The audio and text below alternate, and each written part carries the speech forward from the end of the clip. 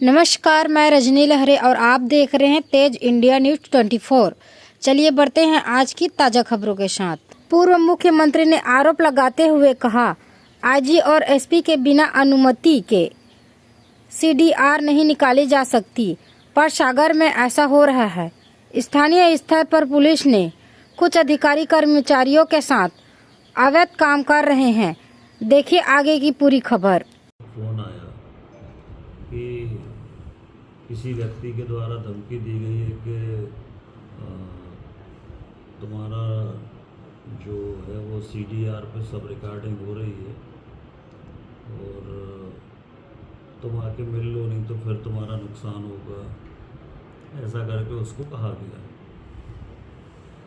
तो वो विषय चूँकि एसपी बैठक में थे तो हमने एसपी को कहा कि ये इस तरह का विषय आज ही आया है और इसके पहले भी ये विषय हमारे पास और जगह से भी आया था।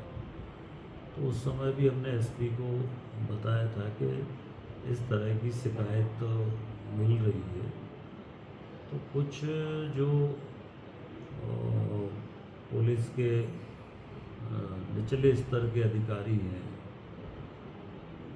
उनके द्वारा ये जो सीडीआर है, सीडीआर का मिसयूज़ किया जा रहा है। मिसयूज़ करके लोगों को परेशान किया जा रहा है, डराया जा रहा है, धमकाया जा रहा है और भी कई तरह की गंभीर शिकायतें हैं।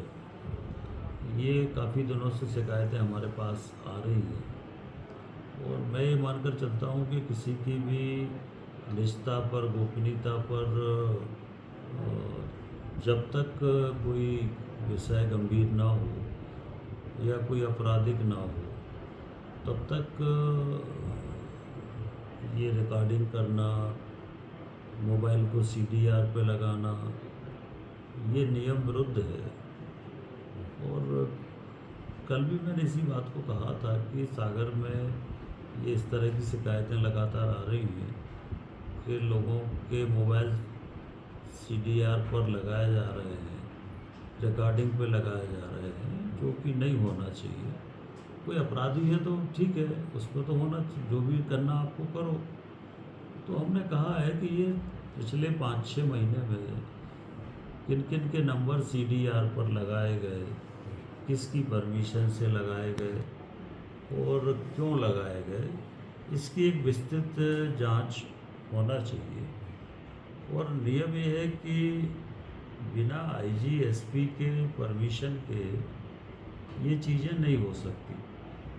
मुझे ये जानकारी है कि एसपी और आईजी की परमिशन नहीं ली गई और बिना आईजी और एसपी की परमिशन के इसका दुरुपयोग कुछ लोगों के द्वारा हुआ है। उसकी जांच के लिए हमने कहा है, मुख्यमंत्री जी को भी हमने पत्र लिखा है और इसके साथ डीजी को भी पत्र लिखा है कि आप इसकी जांच कराएं कि ये पिछले 6 माह में किस किस के मोबाइल सीडीआर पर लगाए गए, किस किस की सीडीआर निकाली गई, किस कारण से निकाली गई, किसके आदेश से निकाली गई, ये पूरा डिटेल जांच होना चाहिए। क्योंकि ये तो लोगों का पूरी तरह से मतलब निजता पर या निजता के अधिकारों का हनन है। तो ये नहीं किसी भी कीमत पे होना चाहिए। और इससे एक लोगों में डर होता है कि पता नहीं कौन हमारी रिकॉर्डिंग कर रहा, तो कोई मोबाइल पे किसी से ऐसे तो बात ही नहीं कर सकता। तो ये एक जो वातावरण बना हुआ है, इसको भी ठीक करने की ज़रूरत है और इस सब पे कार्रवाई, जांच जो भी है वो होना चाहिए। आपकी आपत्ति के बाद आईजी एसपी ने कोई सफाई दी हो आजकल में? नहीं, हमारे पास कोई किसी ने सफाई नहीं दी ना, हमें कोई किसी की सफाई चाहिए है। हमने तो जो लिखा है उसकी जांच हो और अगर जांच में हम ये नहीं कह रहे कि हम जो कह रहे हैं वो सही है, हो सकता गलत हो, तो जांच हो, जांच में अगर ये पाया जाता है तो कार्रवाई हो। बाकी हमें कोई इस विषय में आईजी या एसपी से बात करने की ज़रूरत नहीं है। पहले बीच में 1-2 बार विषय आया था तो हमने जानकारी में ला दिया था। अच्छा, आपके कोई नंबर का आपको शक है कि आपके नंबर की भी कोई CDR है इसकी?